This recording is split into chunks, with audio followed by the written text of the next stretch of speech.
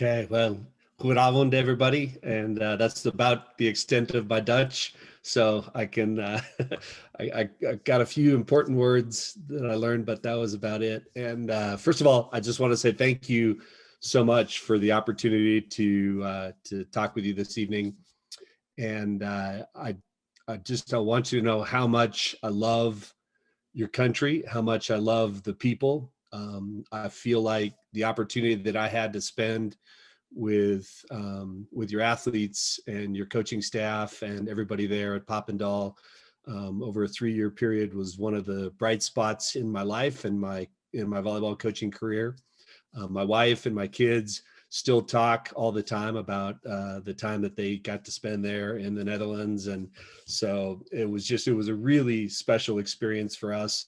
And I see some people on this meeting this evening that I consider very dear friends and for whom I hold in incredibly high regard. So it's a pleasure for me to be here among friends and talking about volleyball. And so thanks again for having me. And I want to get back to what Yope mentioned, the material that I'll be covering as we go on.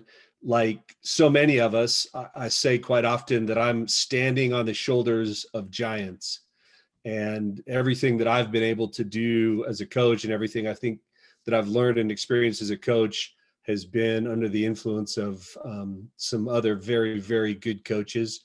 And so the material that I'll present and the ideas are not my own. They've been passed down to me and with some modification from my experience, but I've been very fortunate to be able to spend some time around wonderful volleyball minds and coaches and people that think deeply about the game and about how to teach and about how to simply make the experience better for the athletes. So I got started as a volleyball player late in life. I was 17 before I started playing volleyball. And in the United States, where I lived in Utah, volleyball wasn't a sport that was played at the high school level.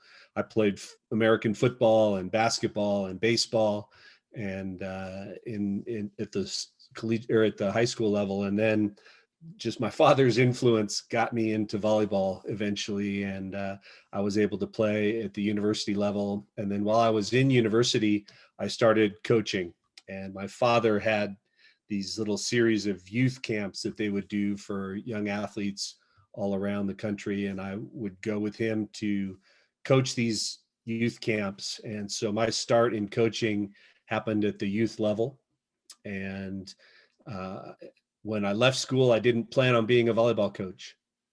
I got a degree in manufacturing engineering, and I went to work in that field here in the United States as an engineer for 7 years. And then right around 2000, in the late 90s, early 2000s, I kind of had the opportunity to get back into coaching.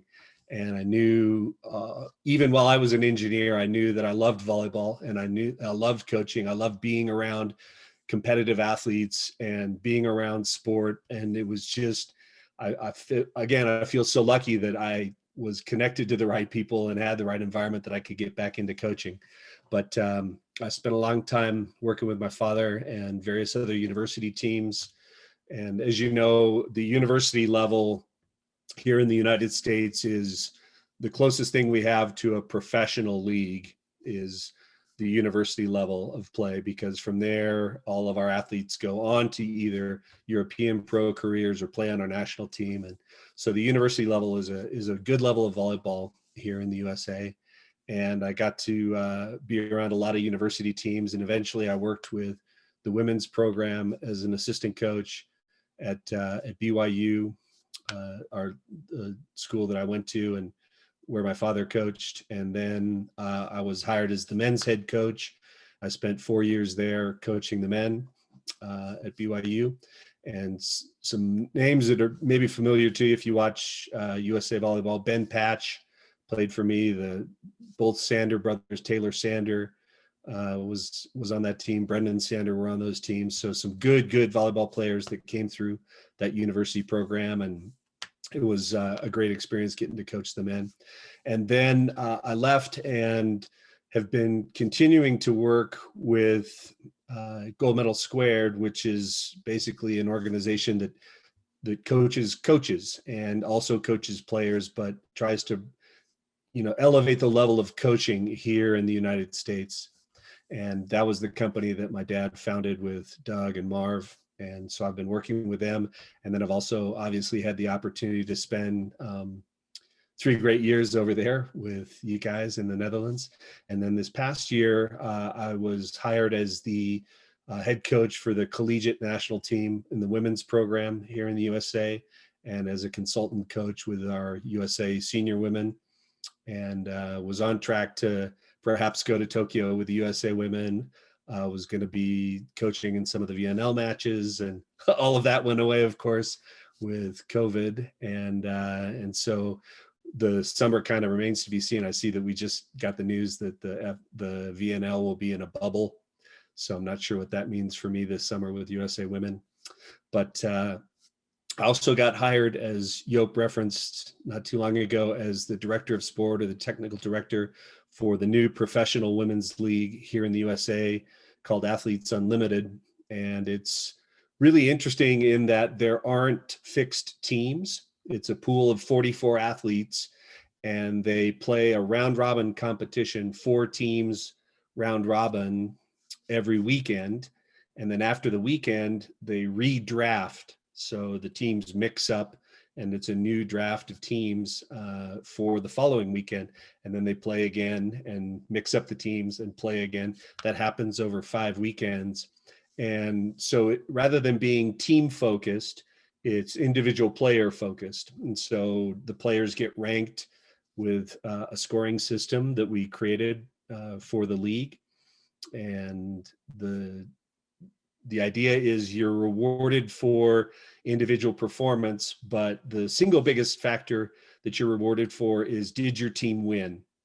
So for me, it's really interesting as a coach to see what the individual can accomplish by themselves, but also how can they make their team better? Because that's still the most important thing for them. They're ranked individually, but their ranking is determined by their team having success. And so it's this really interesting kind of combination of, you got to play great, but you also have to be a great teammate and help your team play great. And the other, I suppose, very interesting thing is that the league is very much by the players, for the players, of the players kind of thing. It's everything, every decision that has been made all along the way has gone through the player group and has received their approval. So the players in the league were chosen by the players. The coaching staff was chosen by the players. The uniforms were chosen by the players. The rules, the scoring system, everything that happens has been chosen or approved by the athletes. And so coaching in that environment is going to be a little interesting, because the players get to determine to some degree how much or how little they want to be coached, what they want to be working on, what they want to, what the weight room looks like. And so often as coaches, we're the ones kind of making all the plans and telling everybody what to do. But in this league, it's very much, we are simply a resource for the athletes, and they get to decide how they want to use that resource.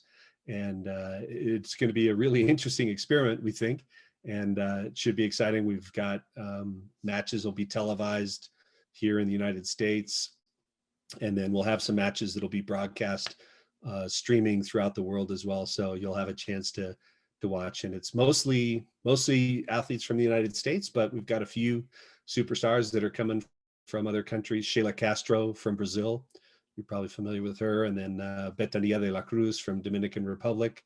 We got a setter from Turkey, an outside hitter from Azerbaijan, so we're getting some Europeans in there, and it should be a good experience. So, well, with that, let's jump into the material, and we'll get started here. So I'll share my screen.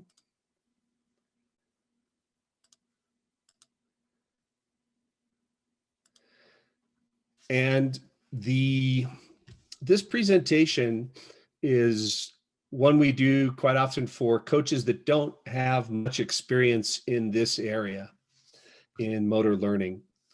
And so we preface this conversation by talking about, how do you want to go about making decisions as a coach? And quite often, the decisions we make are largely based on our prior experience. And so I'll ask a question of people that come, and I'll say, why do you coach the way you coach? Why do you make decisions in your coaching the way you do? Why do you run the drills you do? Why do you organize your offense this way? Why is she an opposite and not an outside hitter? Why are you making these decisions this way? And most of the time, the answer is, well, I coach the way I was coached.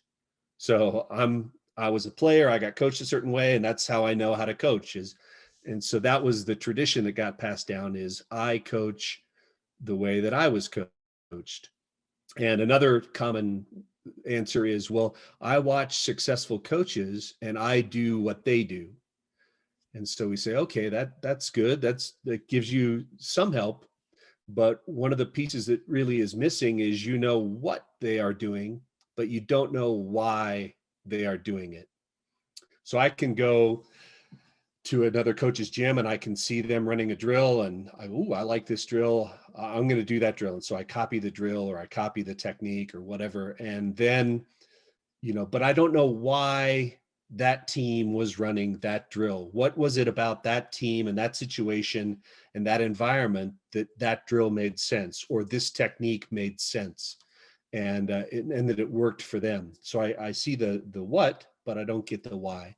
And so one of the things we say is really important is, rather than making decisions based on traditions that are passed down, or things you see other people doing, or all these other ways, if you go watch YouTube, there are a million ways to coach, and a million ideas in a million different sports on how to coach. We say, let's kind of try to cut through all the fog and the noise, and let's get something that is going to help us make fundamentally sound decisions. And so that we know what, but we also know why. And when we see something, we can decide, hey, that makes sense because it follows these principles. And so that's what we tell people, is you need to have some coaching principles that drive your decisions. And one of the areas where we think you can get great coaching principles is from this science of motor learning. And so that's the background that we use to talk about motor learning. Why do you want to use it? Well, because it has great principles that help us make good decisions. And when I got to decide, should I do this or that? Well, what does the science, what do the principles tell me? So that's kind of some background coming into this. And so we're trying to make, again, this presentation as simple as we can, because it's a complex subject matter. And so we really like simplicity and practicality. What could we put in place easily as a coach that'll really help us get better in a hurry, that we can get a big return on not very much investment? And so these are some of the ideas that come out of motor learning. It isn't, of course, the entirety of the science or the entirety of what we might examine, but these are 3 areas where you can go right away into your gym and start being much better in how you coach. So there are 3 big areas that we like to talk about. One is goal presentation, and that's basically teaching fundamental skills, teaching individual mechanics. And then there is this idea of motor program development. And it's effectively, just how do we create a practice environment that really builds on these skills? And then the last area that we talk about is the role of repetition and feedback in our coaching. So let's start with goal presentation. We're teaching basic fundamental mechanics and skills. And one of the most important things that we try to tell people, and that we'd like you to remember, and it's tough as a coach to do this, but that we're always trying to reduce information. Even with advanced players, the more that we can reduce information and create simplicity for them, the better they will learn. The faster they will learn, the better they will improve. And so we tell people this all the time. Learners have a limited ability to process information. And so we, as a coach, quite often don't realize that. We are always talking and coaching more than our athletes are capable of understanding and processing. And I think that's universally common, because we're coaches. We know a lot. We want to help people. We want to, tell everybody what we know. And so we end up talking a lot. And so when it says learners have a limited ability to process information, a lot of the information that we're giving is verbal. We're talking. And so one of the things we got to train ourselves to do as coaches is probably learn to talk less. And then when we do talk, have it be very simple and direct and easy to understand. And so Mikhail Gorbachev said to Ronald Reagan at some point, it's better to see once than to hear 100 times. And there was a gentleman, Tim Galway. He wrote a book about tennis in the 1970s. And it's a great book if you like reading about coaching and about sport, the inner game of tennis. And he said at one point, I was beginning to learn what all good teachers must learn, that images are better than words, showing is better than telling, and too much instruction, so too much talk, is worse than none. And so one of the ways that we can, when we're teaching skill in particular, really help our athletes is, rather than give them a lot of talk or verbal information, is to show them what the right way to do it is. And so there's been this enormous amount of study about the value of watching other people play volleyball. And really that's how we learn quite often. And so it's great if we can expose our younger athletes to good, accomplished athletes, because that way they get to see demonstrations of the game being played at a really high level. And so if you find that you have athletes that love to watch volleyball, that's a really good thing. And so when we're teaching, rather than try to talk through what we'd like to have happen, again, it's better if we can have a demonstration, if we can show them as opposed to talk to them. And this video is kind of a funny video. I've sent it over to Ruud so he can send it to you if you'd like, but it's just a father trying to teach a son to throw. I don't think it'll come across very well, but the dad doesn't throw very well, and so the son doesn't throw very well. So hard to see, but the son makes a terrible throw. He doesn't have a very good arm motion, and the dad's like, here's what you do, this is how you do it. And now the dad gives an example of a terrible throw. And ironically, it's a Volkswagen ad, but it says, give your son, or pass down something he will want to have, as opposed to passing down this terrible throwing motion. You'll give him a Volkswagen. But in any case, it was just a kind of a fun thing to show. Demonstrations are very powerful. And so one of the things that we are aware of, however, is that if we just show an athlete, let's say we're teaching an athlete to attack, and we say, hey, here's a good example. And the best examples are live examples. So if we can have another athlete that's really got great mechanics, show them, demonstrate, attack, that's best. Video is pretty good, but it's not as good as live demonstration. They've shown that. So, but if we can have a demonstration where we say, all right, we're learning to attack. Here comes somebody making their approach and hitting a volleyball. Let's watch that. Watch and see what they do. Well, we find that if we just have the demo, learners eventually will get it. But again, we're interested in accelerating our learning, right? If we just left our volleyball players, and that's what coaching is, right? It's accelerating learning. If we just left our volleyball players to play the whole time, hey, just go play volleyball. There are no coaches, nothing going on, just go play volleyball. They'd get better. They would eventually become probably pretty good. But our role as coaches is to accelerate that growth. And so that's what we're here for. We're here to help them get better faster. And so, we could show them something and they would see it. But if we're trying to help them get better faster, the demonstrations aren't quite enough, because we say learners will attend to what we're calling task irrelevant information.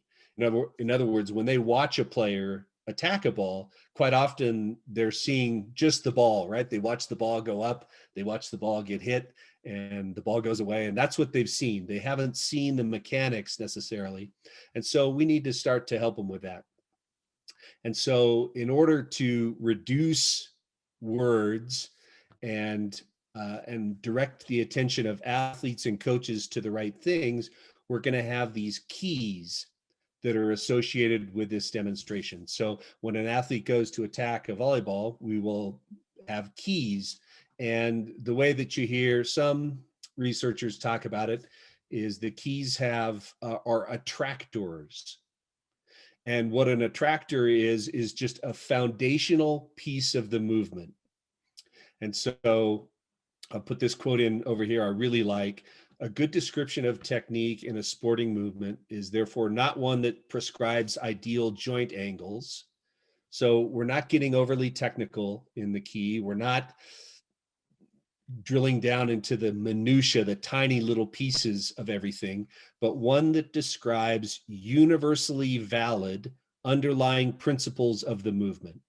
And so that's what we're after. What are the underlying principles of the movement, the universally valid, that across every athlete, this is what you see good players do. Universally valid underlying principles of the movement, those are the keys. And leaves room for variants that develop from self-organization and are related to the individual properties. In other words, we're going to teach you keys, these universally valid underlying principles of the movement, and then what they call them fluctuators, or all of the variants or things that are unique to you as an individual player.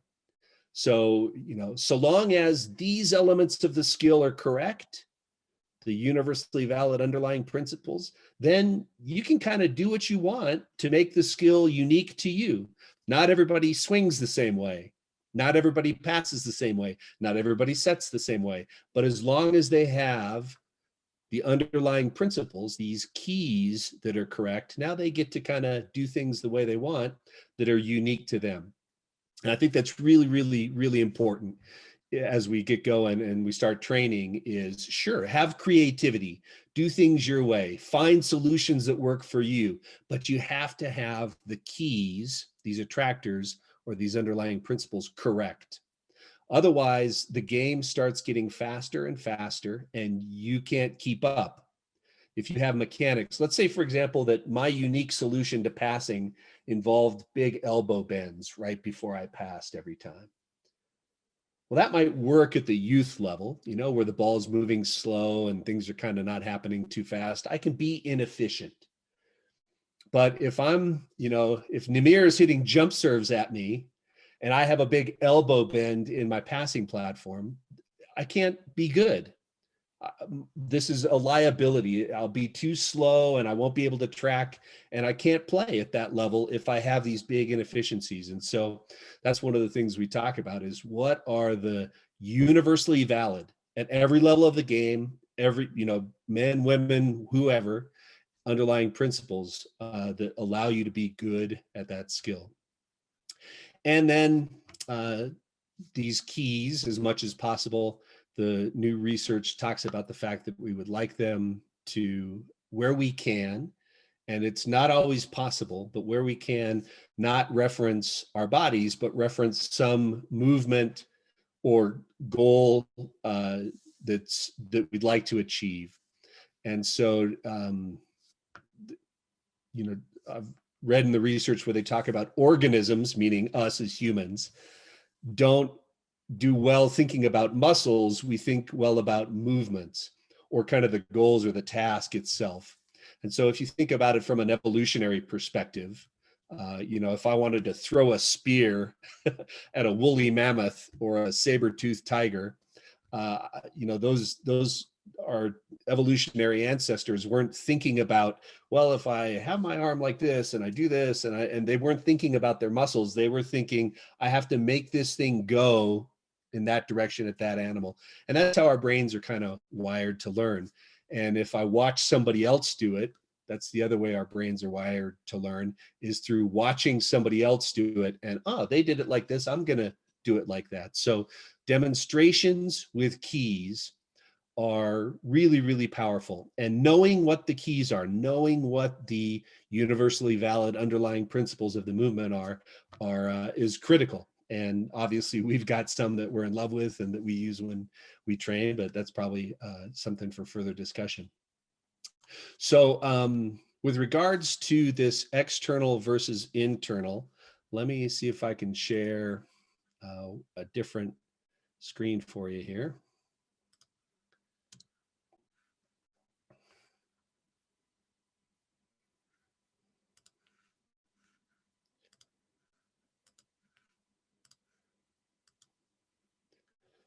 So this athlete right here, let's make it big so we can see. This athlete right here is going to make a blocking move this direction where she crosses over. Whoops.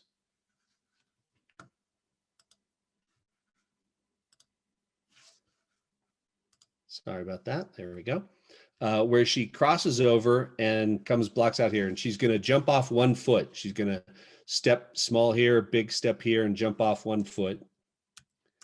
And what her coach was trying to get her to do was get her arms together and across a little bit more. And right in here, she would like, if she didn't take such a wide and deep movement with her arms, but rather keep her arms a little closer together. And so they were talking to her about seeing her hands. We'd like you to see your hands as you run and jump.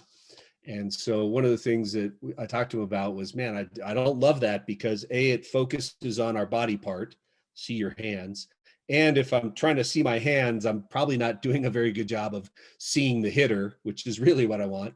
And so we talked about something that I'd heard Jamie say to some of the athletes was, throw your hands to a space on the court. So throw your hands into the corner of zone 5 over here, or throw your hands to the baseline over here. Reach out and grab that space. And so you can see when she has her arms kind of like this, she ends up reaching over here, and her arms kind of get in these funny positions, and she's late, and it makes a mess of things. And so the instruction, rather than see your hands, was do external. Throw your hands over into the corner. And so that kind of got her focus off her hands and over into this other external piece of the court.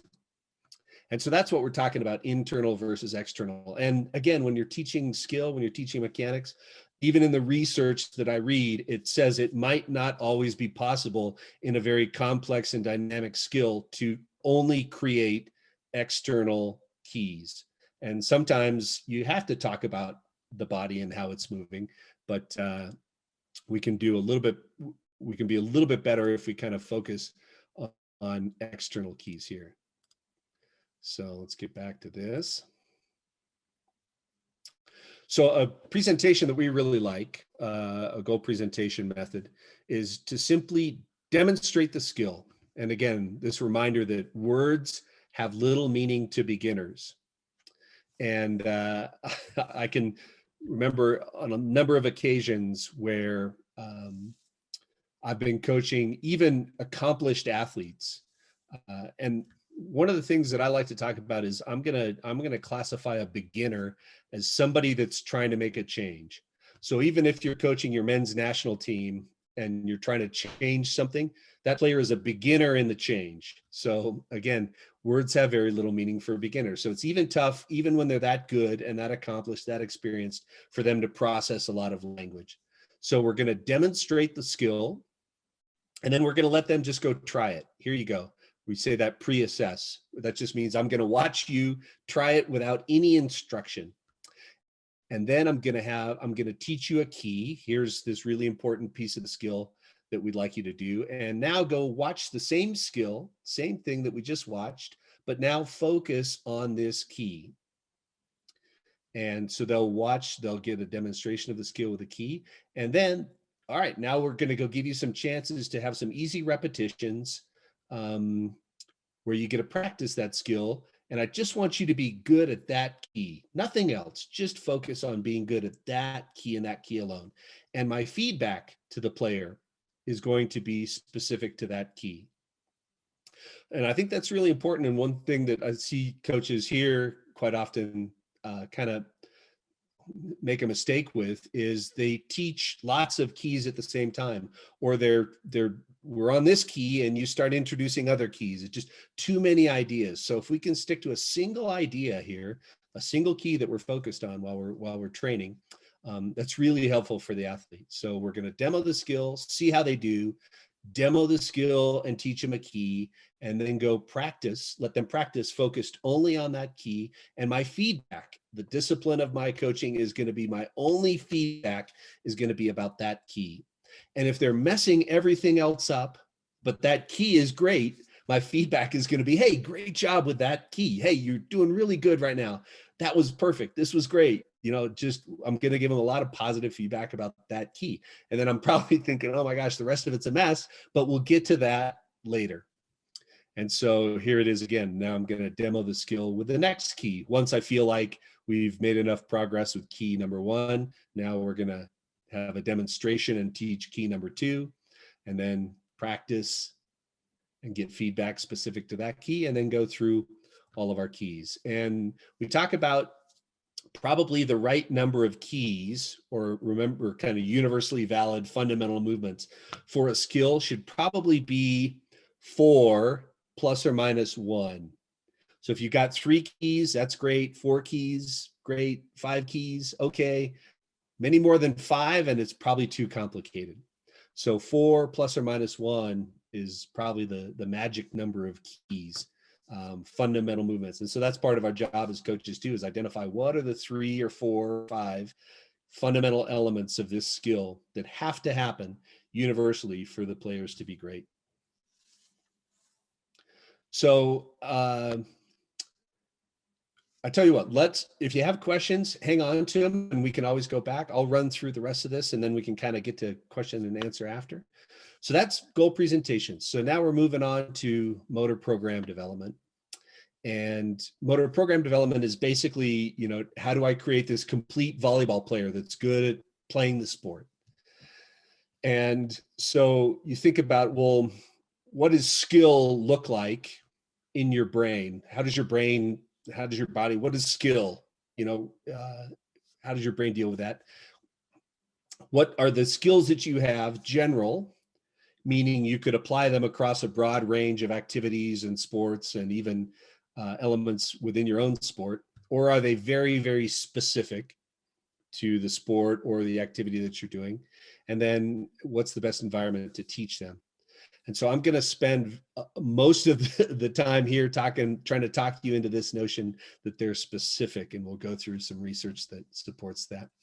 But basically a skill, any skill you have, walking, eating, playing volleyball, speed skating, sailing, whatever you can do physically as a skill, what's happened is your brain has made some physical changes. It undergoes physical changes, and it has created neural connections and built those into synapses. And so I like to think of, your brain as this kind of malleable thing that's constantly changing to meet the demands of the environment. And if the environment is such that you're playing volleyball, your brain will undergo physical changes. It'll start making these neural connections to adapt to this environment of volleyball and to make you more efficient, better.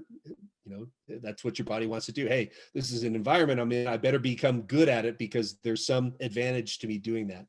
And so if you took a skill that you've never done before and you did an MRI of your brain, and then you practiced that skill for 6 months, and then you came back and you did another MRI of your brain, you would see that your brain had physically changed, that there were now these synapses and neural connections where they didn't previously exist. And so that's what's happening when you become skilled at something, is your brain is really changing to make yourself better at this, to become more skilled. So we talk about, hey, the brain is the athlete, the mind is the athlete, the body is simply the means it uses. We got that quote from a South African author. But Daniel Coyle wrote this book, The Talent Code. If you like to read books about coaching, The Talent Code is a great book to kind of give you some ideas about how your brain works. But skills are really circuits in your brain, he says, and I think that's a nice analogy. Since the mid-1950s, researchers have been looking into, okay, we've got this synaptic connection, these neurons in here. Well, how do they work? If I try to, I don't know, throw a handball, is that the same set of neural connections? Do those things, is that what's controlling if I'm throwing a handball and if I'm serving a volleyball? Do those things, is that the same set of neural connections? Because this, throwing is kind of like serving. How does that work? Does my brain treat them as the same skill and use the same set of neural connections? That would mean that skills are general. Or when I throw a handball, is it a separate set of neural connections in my brain versus when I serve a volleyball? That would mean those neural connections, those synapses, are specific to the skill. And so they've been doing research since the early 50s. I mean, they concluded their research in the late 50s. They said, hey, we've looked at this a million different ways. Turns out the brain treats those as two different skills. Training and skill are highly, highly specific to the task or activity. And so Marv Dunphy likes to simplify it by saying, you get good at what you spend your time doing. And so a great example is setting a ball against a wall, right? And so when you send a player over to set a ball against a wall, what are they getting good at? They're getting good at what they're doing. They're getting good at, their brain is working on building this synaptic connection to set a ball against a wall. And now when you put them on a volleyball court and there's a pass and they have to go get it and they have to set a ball to a hitter somewhere, the brain goes, well, that isn't the same thing. This is some different skill altogether. The other was set a ball against the wall. This is set, use my hands in a completely different way. And it uses a different synaptic connection. And if none exists, it has to start building it. And so it doesn't use the set the ball against the wall piece of my brain when I actually have to go set live hitters off of a pass. And so again, getting back to, hey, can we accelerate improvement? Well, that's what Marv says. You get good at what you spend your time doing. And so everything that we talk about here in the specificity piece of motor learning is our training had better look a lot like volleyball. It better look a lot like the level of volleyball that we're going to compete at. And so if you've got younger players, that probably looks a little different than if you've got older developed players, but it better look a lot like volleyball. And so again, the research, the literature is full of examples of people talking about, hey, look, we've looked at this a million different ways. This is the way the brain works. It's specificity is the overriding rule here. And again, human beings have this amazing capacity to learn new skills and adapt to new environments. Arguably, the most notable impediment is that learning tends to be quite specific to the trained regimen and does not transfer to even qualitatively similar tasks. And so I love this quote from Dr. Richard Schmidt in a book he wrote earlier, Motor Control and Learning. And he says, a common misconception is that fundamental abilities can be trained through various drills and other activities. And he's going to say fundamental abilities such as quickness or agility or balance or vision. And he says, for example, athletes are often given various quickening exercises with the hope that these exercises would train some fundamental ability to be quick, allowing for quicker responses in their particular sport. And I know this is controversial, but we see it all the time, right? you've got somebody, maybe a libero, for example, that's a little slow. So we say, we got to make you quicker. So we put them through all these activities over there off the court somewhere on the track, something like that, run around cones or run through these speed ladders or run sprints or do something like that. And then we bring them back onto the court and say, okay, because we did all of this activity over here with you to make you quicker, now as a libero, you'll be quicker when you play volleyball. And Dr. Schmidt says, hey, the brain doesn't work that way. He says there is no general ability to be quick, to balance. We can't train balance independently. We can't train vision independently. He says a learner may acquire additional skill at a drill. So you might get really good at running around cones or through speed ladders or something, but the learning does not transfer to the main skill of interest. It doesn't transfer to digging balls better if you're a libero. And so it's fascinating to see where, how broadly this notion of specificity applies. And so this is, again, another video. I think it'll end up choppy. Ruud's got the full video he can send you, but it's a parody here. This is an American football example here. It was if speed ladders really worked for American football, and you can see he's running through the speed ladder and the guy falls down, and here this guy falls down in the shape of a ladder. And and so if that's the way football worked, everybody that could run speed ladders really well would be an American football star. I think I put this slide in because I think it's really, really an important point of emphasis for us. And the book is from a neurologist, a brain scientist, and he wrote a little article about, or a book about, Michael Jordan, basketball player, playing baseball. And Michael Jordan, midway through his career, went and played baseball for 2 seasons. And he wasn't a very good hitter, which isn't surprising because baseball hitting is really, really hard. It's one of the toughest skills in all of sport to be good at is hitting a baseball. And what he says is hitting a baseball is a visual motor skill. And what he goes on to talk about is that as you're training, you need the visual inputs that come with the sport in order to really have this, to be complete in the skill. And one of the things that I continue to read is that, being good, being highly skilled in your sport is as much about your vision and how you process what you see as it is about how you move. So the vision is at least as important, if not more important, than how you move within the game. And so if we're training a skill where the visual component that would accompany the skill in volleyball doesn't exist, then we're robbing the player of, again, this big piece of specificity.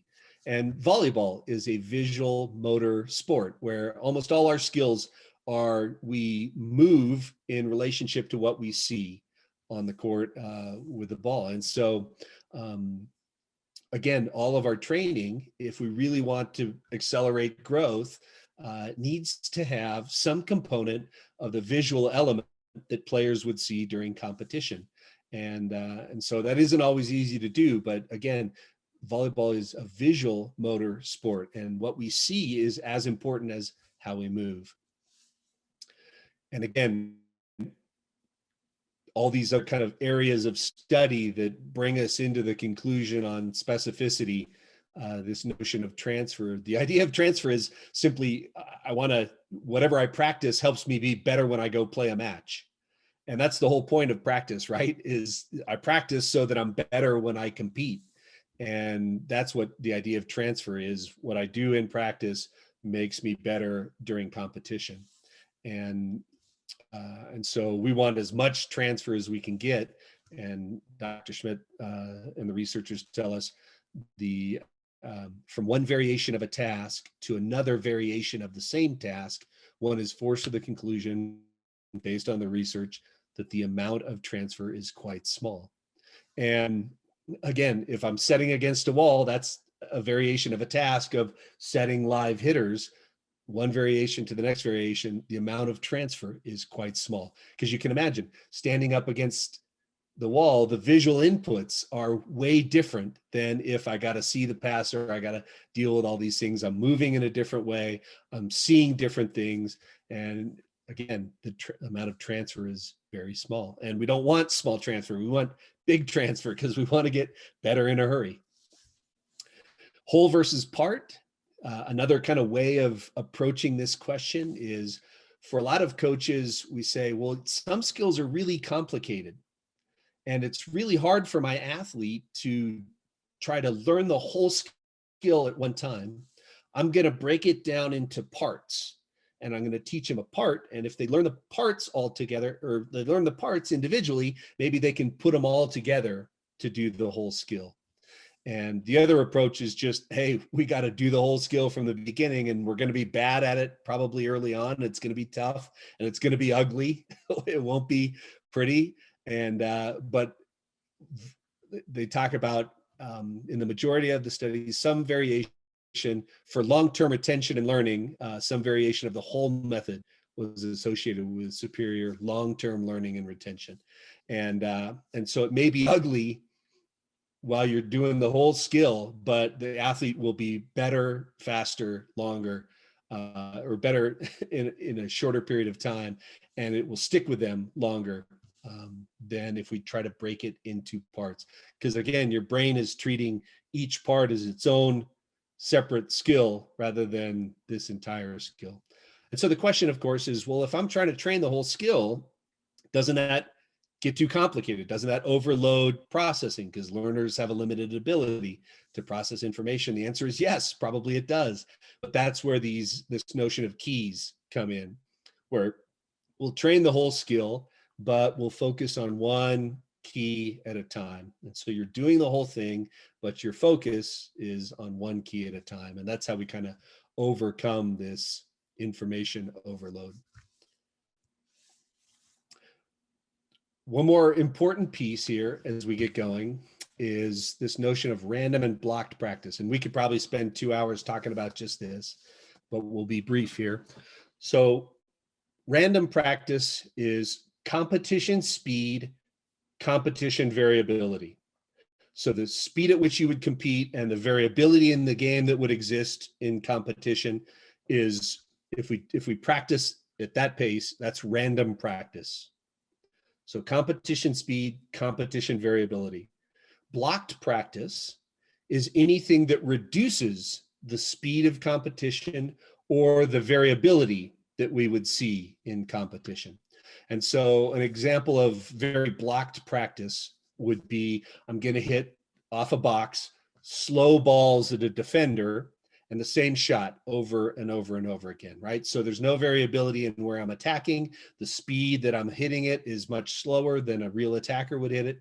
So that would be a blocked practice environment where I'm controlling the speed, I'm controlling the variability. Random practice environment would just be playing volleyball.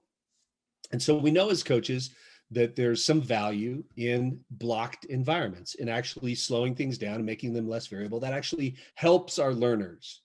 And so Dr. Schmidt and one of the leaders in youth volleyball education here in the United States is John Kessel. They were having some dialogue, and Dr. Schmidt said, hey, block practice is actually better for retention, for learning, only for beginners. And remember, we said beginners were people that were trying to make a change. So just in the early process of trying to make a change, block practice is better.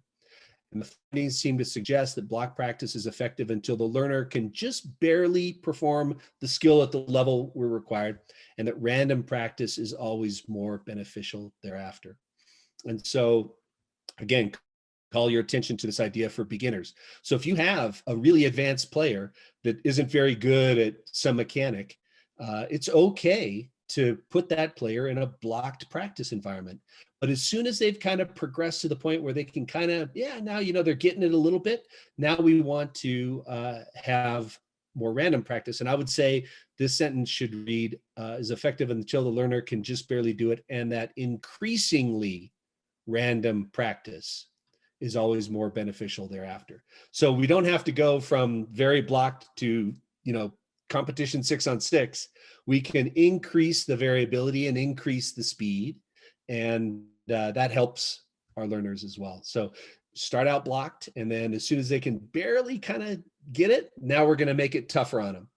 And as soon as they are barely at that level, now we'll make it tougher on them again. We'll make it more difficult, faster and more variable. And so that's a good way to kind of balance random practice and blocked practice. Progressions are just the number of steps that we take in each of these blocked environments. And so you can imagine they say, don't divide it into a million little blocked pieces, kind of progress as fast as you can. And one of the things that they say is really important is we need to have our progressions or progress, challenge them all along the way, basically, is what we're talking about. They call it appropriate regulatory stimuli. What that really means is don't make it too hard on your beginners. Don't overload them with speed and variability while they're beginning, but don't make it too easy on your advanced players. And everything I read in the research talks about this idea that monotony doesn't make us get better. So if you are doing something that you're already good at, if you do that over and over and over again, you don't get better at that. The only way you get better is if you get challenged, is if your body has to go into this space that it feels uncomfortable with. And so that's what we're after, is we don't want to make it too hard on the beginners, but we certainly don't want to make it too easy on our advanced players, because growth happens when we're challenged. We don't get better by doing something that we know how to do and that we're good at doing the same over and over and over again. We only get better when we are challenged. And it's uncomfortable for athletes. That's one of the hard parts about being a coach, is that idea is uncomfortable, because athletes like to do what they're good at, right? And they don't like to get pushed into spaces where they're uncomfortable. And that's what we see from the best athletes, is they're not afraid to get pushed and to operate in this space where they're not quite getting it and they're failing a lot and they're making mistakes. Good athletes spend a lot of time in that kind of training environment where they're not doing the same thing perfectly over and over again, that there are a lot of mistakes and it gets ugly, and that's where they really grow and develop and expand. We distill it down into this idea when we're doing drills in volleyball, when we're practicing volleyball, basically he's telling us here, do stuff that looks like volleyball. A drill should carefully consider the way skills are performed in a game to determine that the drills are as close to the game as possible.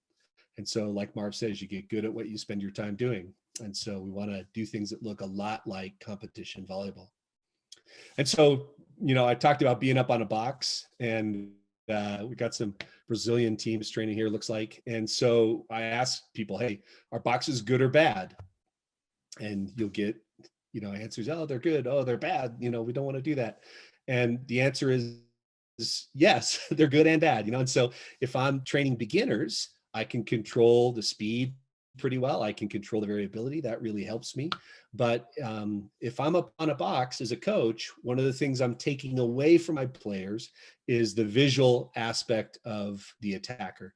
They don't see the set, they don't see the attacker's approach, they don't see the attacker's arm, so they don't see anything that's going on with a live attack. And so we're really taking away maybe the most critical piece of being a good defender, which is seeing how the game is going to progress and getting into the right spot. Because the best defenders aren't the ones that move the fastest. They're the ones that don't have to move very fast because their vision takes them into good spots all the time. And so the best defenders aren't the ones that are sprinting all over. They're the ones that go, oh, this is easy. And they make it look smooth and easy because they've had this great vision and they see what's happening and they get early moves to good spots.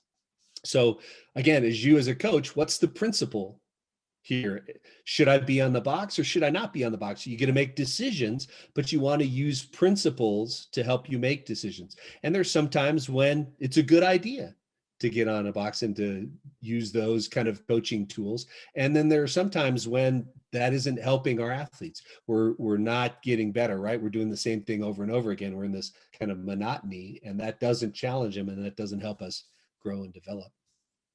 Last idea is this role of reps and feedback. And so they've studied this, again, a lot of different ways. And it says, this is maybe one of the most powerful ideas that I can give you. The best predictor, the number of times a player practices a skill at an appropriate level of difficulty is the best predictor of their improvement. And so really what we're saying is the single most influential factor in how good your volleyball players are going to be is how much volleyball they've played. And so if we can get them with a lot of challenging reps in an environment where they're being coached, which comes down to feedback here, they're going to be really, really good volleyball players. And so again, one of the ways that I probably should have prefaced this conversation with this idea, but one of the ways we come at this is we assume that you have limited time with your athletes, that you don't have all day, every day. And this is true, I think, even if you're coaching a professional team or a national team, you run up against limitations on how long you can train because the athletes wear out and the load is too much and you got to let them rest. And so you're always, as a coach, fighting this time limitation that you have. And here in the US, if you're coaching juniors teams, quite often you get 2 hours twice a week to coach a club level team, juniors team. And 2 hours twice a week, is nothing. And so those 2 hours had better be really, really well planned and efficient. You better be getting maximum use out of those. And so that's where we come at this too, is this notion that our time to really influence our players' progression is limited. And so we can't be wasting time. And so again, when you go into a practice environment, one of the things that should be in the back of your head is, how can I get more repetitions? How can I increase repetitions? And then the second most influential factor in speeding up development, so get a lot of reps, but also get coached, have feedback. And I've included 5 ways to give feedback here. Number 1 is just simply tell them what happened. And if I've got this person bending their elbows, I can tell them, hey, you bent your elbows before you passed. And we don't want you to do that, so, hey, straighten out your elbows are bending. And players don't really like direct feedback, hey, this is wrong, or this is what you're doing. And so they kind of, they get defensive about that. And somehow they don't like it. But my dad would always say, look, the sky is blue, your shirt is gray, you bent your elbows. I'm just giving you the facts here. And so sometimes you can get used to that, but it isn't always the most fun. Another one that we really like is this idea of asking questions. Hey, what did your elbows do? And so now they go, oh, I have to actually be aware of what's going on out here and what my body's doing. And so ask them these questions. What did you do? Hey, when you made that angle, how did that feel? What, and hey, when you hit that shot, what were you thinking? And try to get them to start kind of giving you ideas about what's going on with them as an athlete, so you can tell them, hey, you did this, this, and this, but kind of understanding their perspective. Why did you do that? Or are you aware that this is the movement you made?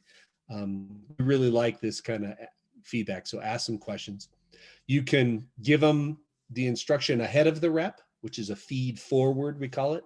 And basically, if I had a player that was bending their elbows, I would say, hey, you're going to have your platform straight and simple this time. It's going to be great. Before this serve, I'd tell them, hey, this rep, you're going to have it out there super straight. It's going to be wonderful. And you're going to do a great job here. So, have that platform ready to go. And so I'm telling them that ahead of the reps so that they can kind of already focus on this change I'm trying to get them to make. So that's feed forward. Video feedback is very helpful.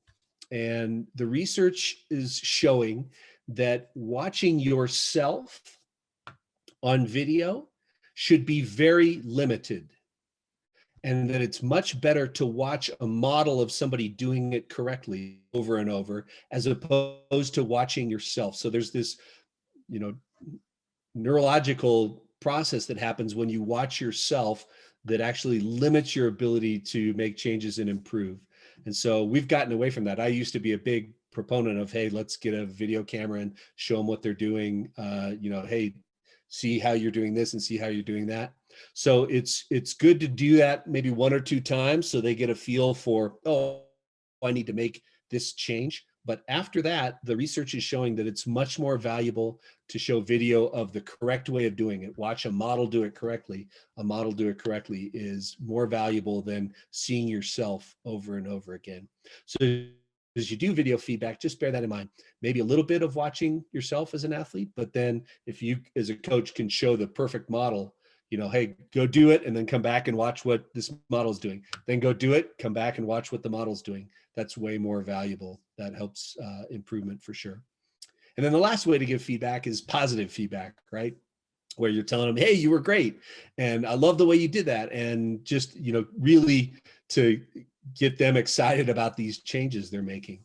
And one of the things that you got to be careful with positive feedback is make sure that the feedback you're giving is about the process, not the result. And so quite often when a player makes a good pass or something good happens, we'll say, good pass. And really what we're telling them is we liked the outcome. And what we should be telling them was, hey, I love the way that your arm stayed straight or that you made that angle or whatever process change we're trying to make. And if you want to really create some trust with your athletes, give them positive feedback when the result is poor. So they're passing a ball and it goes off back into the back corner and you go, hey, that was amazing. I love the way that you were holding out your angle right there. That was really good. And that's a big change for you. Nice work. And they're thinking, but the ball went back there. And you go, hey, volleyball's hard sometimes. It's a tough sport. Sometimes the ball's going to go that way. But man, that was a new move for you. And that was really great. And now the athletes understand, hey, I have the liberty to make mistakes. It's okay with Chris if I make mistakes. I don't have to be perfect and I can experiment and I can do some things and I can work in this space of error and discomfort. And if you can give positive feedback when the result isn't perfect, but man, they were really trying hard with their process, that's really, really valuable. And it builds a lot of trust, I think, with your athletes, and it creates an environment where they know that, hey, it's all right to make mistakes now and then, and maybe often to make mistakes if that's what we're trying to do. And so anyway, just as you give positive feedback, I love giving positive feedback, and I'm probably go overboard. I love, encouraging the athletes, but just make sure it's about the right things, about the processes. So, well, I'll run through. I just have 2 more slides here, and I want to kind of give you an idea. One of the things that we do talk about, especially in the United States, in terms of a time saver, is rather than running around and slowing down and stretching and doing a lot of the kind of stuff that we do, we say, hey, let's minimize the amount of stretching that we do in practice and play volleyball or do something that looks like volleyball to warm up, to get going. And so instead of 20 minutes of, running around doing whatever and then stretching and doing things, how about if we spend those 20 minutes passing a ball or, doing something else that looks like volleyball?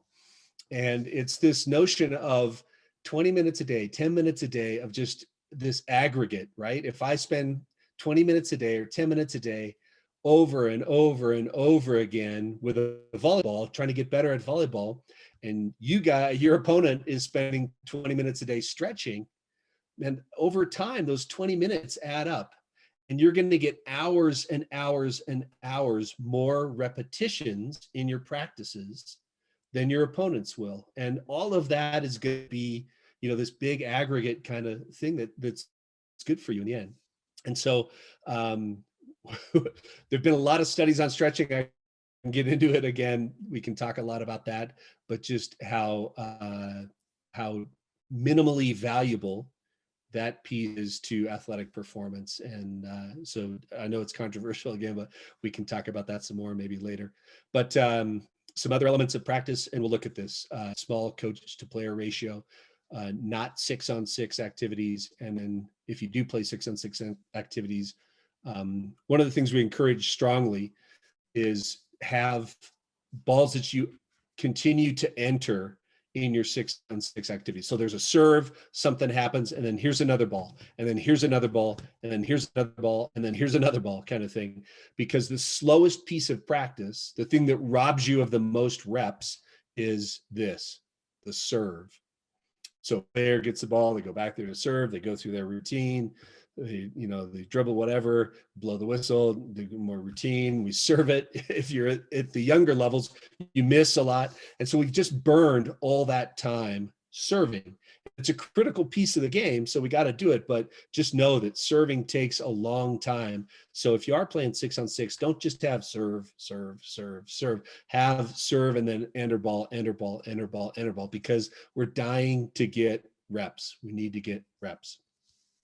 So here is, if a typical, I went back and I looked at when I was coaching the men, and I said, here was a mid-season practice that was pretty traditional for us, something like this combination. And just so you could kind of see the application of all of this in one of our practices. And the total time that it took was about 2 hours, 20 minutes. That's how long we were in practice. And so we would do some kind of warm-up tutoring where it was low impact, low dynamics. They weren't moving fast. They weren't doing too much for 10 minutes. And we would maybe have our setters doing entry footwork in a tough rotation. Rotation 4 is a tough one. We might have them doing footwork from when they are a digger. And so that's another one that we might have them do. And then they're going to think about their footwork and their hand position. I wanted, a certain hand position. And that was it. Make sure you have good footwork. And then when it comes time to set, make sure your hand position's good. We would work with our outsides and our liberos on setting balls that got dug into the backcourt where they had to set long balls. And then the opposites and middles would work on digging overhead and getting on the floor, making sure they could get to the floor well, either sprawls or what we call pancakes. And so that was, we had a lot of variations of what they might do, but this was maybe a snapshot of a single day. So we had some things where they were working on setting. Here's some oppos and middles traditionally didn't do a great job digging and getting on the floor. So we wanted to help them get better at that. And there were some important rotations that we needed our setters to be better in. And so we just would work for 10 minutes, warming up kind of with a lot of coach feedback to each position on all of those. Then we just go play a little game of short court, which is inside the 3-meter line, half court, 2-on-2. So, 2-on-2, play, serve from behind the 3-meter line, jump if you want, kind of thing. But we would compete, and we would play to 5 points. And then they'd rotate teams, play to 5 points, rotate teams, play to 5 points.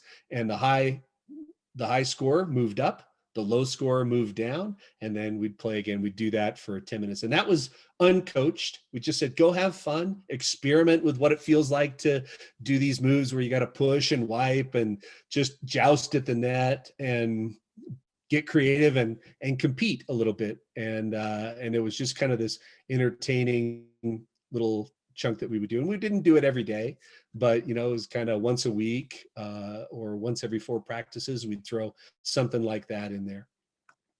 Then I really liked doing something where we focused on individual skill, but specifically for our team, attack, because it was such an important part of winning volleyball matches. Can you attack well? And then we'd focus on 30 minutes for that. And we'd split it into 10, 10, and 10. And so for the first 10 minutes, we would say something to our outsides and our opposites, like you can only hit line shots, or every other shot is a roll shot to the 3-meter line, middle of the court. Middle blockers, you can only hit cutback shots or tip to zone 4. And so that's what they would do for 10 minutes. And half of it would be with no block, and then the other half would be against a block. And so we'd mix it up that way with them there. And maybe the next day it's, sharp angle or deep over here or something like like that. But we would go through a variety. So we're trying to expand the range of our attackers here. And then the next 10-minute segment, we'd bring groups of attackers together. And so for the men, obviously, it was a lot of middle attack and back row attack, quick, bick, we called it, with our outside hitters and the middle blockers, and then a gap, and then a D with our opposites and our middles. And so the quick bick with the outsides and the middles, gap D with the opposites. So that now we were all in individual positions. Now we're starting to come together to run combinations of attack. And then finally, we'd finish with some easy serves against a full defense in some challenging rotations, or rotations where we wanted. And the players would have to hit the shots that they were working on. So you would be in rotation 1 and we'd spin a serve into you, and then the outsides and the opposites had to hit line shots or a roll shot to the 3-meter line, and the middles all had to hit cutbacks or tip to zone 4. And so if we were running quick bick, you got to hit where you wanted there. Gap D, same thing. And so we'd combine, we're playing 6-on-6 with the things that we were working on. And again, it was an opportunity to coach a lot, to let the players experiment and make mistakes. And when we were teaching them to hit a line shot, we would just simply say, hit the line. We wouldn't say, hey, your hand has to come here and your arm has to do this and your fingers go down. And we wouldn't prescribe all of these things. Again, we just wanted the fundamental pieces of the movement to be in place. And then their unique way of solving the problems of volleyball is what would come out. And so we allowed them to, experiment and figure out, how does this work? What do I need to do to hit a line shot? And so that was the instruction: hit the line. And if they didn't quite hit the line, or they had a few things that I felt like, hey, if you tried this a little bit more, your approach went here, I might give them some tips, see if this makes it a little easier or a little more, more practical. But there wasn't a lot of coaching as to how to hit the line. It was just make sure you've got great fundamentals with your attack mechanics and then hit the line. So that was it. And then we played just some wave games, some 3-on-3 wave games, back row attack. And if you won the rally, you stayed. If you lost the rally, you'd get off. And just king of the court, we called it, and play that for 20 minutes, where we'd cycle through teams of players. So they'd mix up different groups of players all the time. And back row attack with a setter, and maybe we'd throw an extra middle in there as a blocker. And that was great. And then we'd play a positional tournament. This was 6-on-6. But it was a position competing against other players in their position. So middles competing against middles. Quite often with the guys, we'd have a middle and an outside pair competing against the other middle and outside pairs. And we'd play quick bick. So the outside that was back row would be paired with the middle that was front row. And we'd constrain, so we might start with a serve and then have a ball come in, and we'd say, all right, one of those two has to get set quick bick. And so we constrain where the ball was being set and then compete by position. And then we play some 6-on-6 activity to kind of be the end big activity in practice. And we get a lot of entries where we require the players to get in transition, because that's a little bit of an undertrained aspect of the game, transition. And we do some things called chases, where the balls get dug. In men's volleyball, the balls are getting dug all over the place. And we hate giving free balls back. We hate giving free balls. And so it was, wherever the ball gets dug, we have to set it in a way that we can get a swing. So we called those chases. Just do not give a free ball. So wherever we dig it, we're going to have a ball that we can set, that we can get a swing. So those were chase opportunities. And then if the setter digs it, what can our offense do on balls where the setter dug it? Can we stay at pace? Is our libero good enough to keep setting fast to either pin? And what can we do to kind of make that better? So that was a lot of what we did with the men. If you had a younger team, you'd do different things. If you had a women's team, you might do some different things, but that was something we did a lot of with the men. So we had a serve and then multiple entries that worked on these things. And then we'd wrap up with 10 minutes of serve and pass. and we'd compete. The servers would compete against the passers, and we'd continue to measure velocity, accuracy, and if they were hitting a jump float, how much their serves floated for the servers to kind of keep them, at a high level. And one of the things they talk about with this kind of constraint-led approach to training was, can you change the athlete in as one of the pillar parts of the triangle here? Can you change the athlete? And changing the athlete's physical state was one of the things that they said, hey, work on this when they're fatigued versus when they're fresh. And so finishing up practice where they're pretty fatigued with a tough serve pass competition, we really liked that, because it kind of trained us to be, physically and mentally tough at the end of matches when we're tired, we're worn out, we still got to go serve great, got to pass great. And so there was some value in that, and wrapping up practice with serve and pass. So that was a pretty typical midseason practice, and it incorporated all these things. We had small groups and tutoring. We got a lot of volleyball playing in. We coached as, like crazy. We gave a lot of feedback. We played, again, just a lot of stuff where we allowed some mistakes and some creativity, figuring out solutions. And so this we thought was a pretty good practice environment.